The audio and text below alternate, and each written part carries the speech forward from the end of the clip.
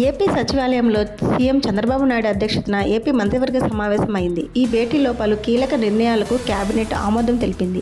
అమరావతిలో 2,733 కోట్లతో చేపట్టనున్న పనులతో పాటు సిఆర్డీఏ 44వ సమావేశంలో నిర్ణయం తీసుకున్న 2 పనులకు ఆమోదముద్ర వేసింది. మున్సిపల్ చట్ట సవరణ ఆర్డినెన్స్కు కేబినెట్ అంగీకారం తెలిపింది. పిఠాపురం ఏరియా డెవలప్మెంట్ అథారిటీలో కొత్తగా 19 పోస్టుల ఏర్పాటుకు మంత్రివర్గం ఆమోదముద్ర వేసింది. AP deputy CM power star Pawan Kalyan గురించి ప్రత్యేక పరిచయం అవసరం లేదు. తాజాగా పవన్పై మరో జూనియర్ ఆర్టిస్టు, ప్రముఖ నటుడు ప్రశంసలు కురిపించారు. పవన్ కళ్యాణ్తో కలిసి అనేక సినిమాల్లో నటించిన ఫిష్ వెంకట్ తన ప్రాణాలు కాపాడిన దేవుడు పవన్ కళ్యాణ్ అంటూ కొనియాడారు. తన జీవితంలో 2 లక్షల డబ్బులు ఇచ్చి ఆదుకున్న దేవుడని చెప్పుకొచ్చారు. గత కొంతకాలంగా షుగర్, బీపీ వచ్చి కిడ్నీలు ఫెయిల్ అయ్యి తీవ్ర అనారోగ్య సమస్యలతో బాధపడుతున్నానని ఫిష్ వెంకట్ తెలిపారు.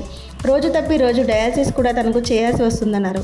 అయితే తన ఆరోగ్య పరిస్థితి గురించి తెలుసుకున్న పవన్ కళ్యాణ్ వెంటనే తన ట్రీట్మెంట్ కోసం అన్ని విధాలా ఆదుకుంటానని చెప్పారన్నారు.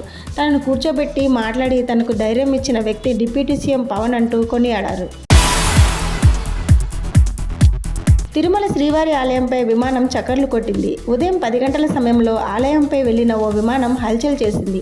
ఆలయంపై విమానాల ప్రయాణం చేయడం ఆగమశాస్త్ర సంప్రదాయం ప్రకారం విరుద్ధం. ఇప్పటికే నో ఫ్లయింగ్ జోన్గా తిరుమలను ప్రకటించాలని అనేక సార్లు కేంద్ర విమానయాన శాఖను టీటీడీ కోరిన విషయం తెలిసిందే.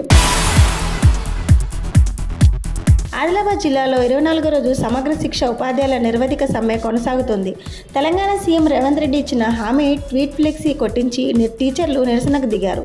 తమకు ఇచ్చిన హామీలు నెరవేర్చాలని సీఎం, మంత్రుల ఫోటోలను మాస్కులుగా ధరించి ఉపాధ్యాయులు ఆందోళనకు దిగారు. తమకు ఇచ్చిన హామీలను వెంటనే నెరవేర్చాలని డిమాండ్ చేస్తూ కలెక్టరేట్ నుండి ఎన్టీఆర్ చౌరాస్తా వరకు సీఎం రేవంత్ రెడ్డి మంత్రుల ఫోటోలను ఫేస్ మాస్కులుగా ధరించి మహార్యాలీగా వెళ్లారు.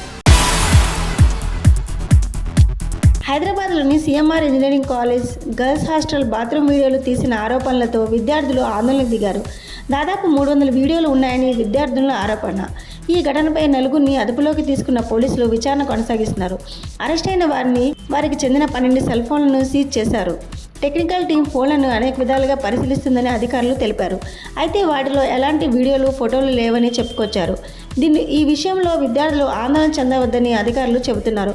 ఒకవేళ అలాంటి వీడియోలు ఏమైనా డిలీట్ చేసి ఉంటే వెంటనే ఫోన్లని ల్యాబ్కి పంపించి చెక్ చేస్తున్నామని చెప్పారు.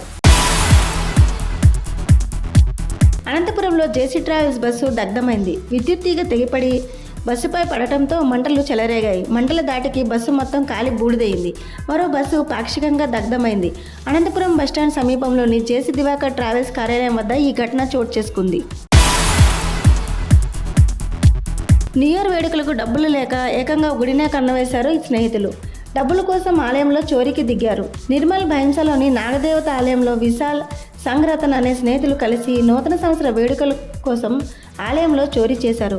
హుండీ కానుకలతో పాటు గుడి గంటలను ఎత్తుకెళ్లారు.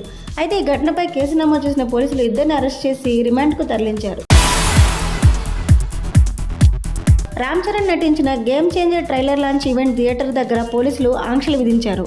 హైదరాబాద్ ఏఎంబీ సినిమాస్ దగ్గర పోలీసులు, బౌన్సర్లు భారీ బందోబస్తు ఏర్పాటు చేశారు. సంధ్య థియేటర్ ఘటన తర్వాత సినిమా ఈవెంట్లపై పోలీసులు స్పెషల్ ఫోకస్ పెట్టారు. ఫ్లెక్సీలు, హోర్డింగ్లు ఎలాంటి హడావుడి లేకుండా కేవలం టికెట్ ఉన్న వారికే అనుమతిస్తున్నారు.